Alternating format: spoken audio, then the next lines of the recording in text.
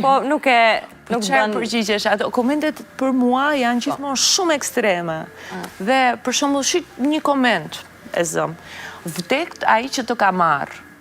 E kupton? Çfarë i kam bërë unë asaj? Për shembull që ai më mallkon në këtë mënyrë.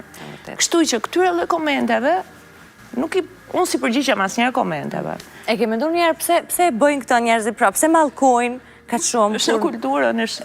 Edhe mallkojnë për gjëra, domethënë, jo se duhet bërë për ndonjë gjë të rëndësishme, po në Shqipëri është mallkimi, nuk e di këtu në Kosovë a ka qenë, nuk besoj se këtu për shembull nuk e kam ndeshur shumë atë mallkimin. Po mallkohet. Por në Shqipëri kene që po them gjyshet tona e kishin në pjesë të zhargonit tyre, pra ishte pjesë edhe kur i thoje fëmijëve pusho të raft kanceri, të raft kjo, të raft e fëmijëve tyre, ku po mallkojnë fëmijët e tyre dhe nuk e shohin si mallkim, ato ashtu e shprehin atë liksin e tyre, ato ashtu e shprehin veten, nuk din gjuhë tjetër. Një pjesë e madhe e njerëzve. Dhe unë i mirë kuptoj, por thjesht them çfarë deri ku i shkon mendja, pra çfarë i kam bërë unë këtij njeriu që të më mallkojnë në këtë mënyrë. Dhe unë nuk jam e vetme, ka njerëz që marrin edhe komente më të rënda, por nuk merren fare. Mendoj është problemi që ka likësia që ata kanë brenda. E ke gjetë më mirë këtë radhë, me qenë se edhe duke qenë pjesë e formatit, pra këto komentet numri i njerëzve që mund të kenë qasje ndaj mendimeve tua është pa diskutim më i madh. Ke vrejë ndonjë ndryshim prej vitesh? Janë shtuar. Ndryshim pozitiv. E kam themi na i fjalë ti.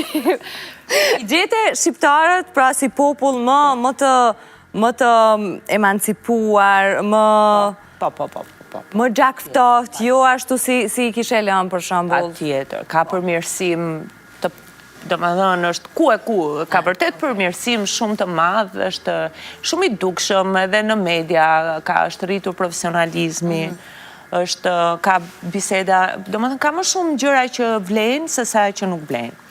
Dhe mendoj që edhe njerëzit kanë ndryshuar, janë përmirësuar, janë rritur, kanë studiuar jashtë, kanë parë më shumë, kanë lexuar më shumë. Është rritur numri i njerëzve që vlerësojnë për shembull diçka që them unë, apo që kërkojnë edhe diçka më intelektuale, është rritur. Por nuk mund të them tani, unë gëzohem kur shoh që brenda një jave janë shtuar 1000 vete aty në Instagramin tim, e di pse, sepse unë them gjithmonë dhe aty po diskutoja edhe me kolegët e mia atje në Vision Plus, sepse ai Instagrami im i kam thënë është një matës për inteligjencën e njerëzve. Domethënë ta dini që ata që më bëjnë mua, që më ndjekin mua, janë inteligjent. Të paktën këtë e kam kuptuar. Le të jenë 10.000 veta në Facebook, e di që janë inteligjent. 4.000 këtu, e di që janë inteligjent. Dhe vërtet qëllojnë gjithmonë, sepse nuk ka rëndësi për mua sasia, për mua rëndësi ka cilësia atij personi që më ndjek, sepse s'ka çfarë më duhet dikush që mallkon. Për çfarë më duhet? Unë as nuk shes, nuk e përdorin as rrjetet e mia për të përfituar. Për të promovuar diçka ndaj. Nuk më duan tufa, turma, nuk i dua. Dhe përpiqem që këto delet e bardha t'i bëj sa më të zeza.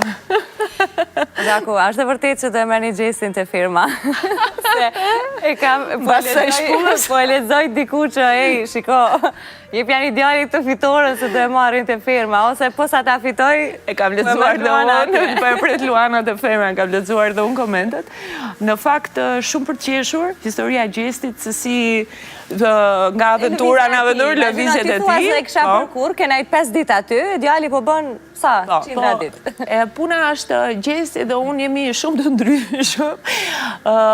Unë mua merdi shumë keq për mënyrën, për atë shpullën dhe për dhunën dhe sidomos për egzagerimin që u bë asaj që ndodhi, duke trajtuar si një çështje kombëtare, si egzagerimin nga masa thua. Nga masa dhe nga media, po si mund ta trajtosh? Ai është një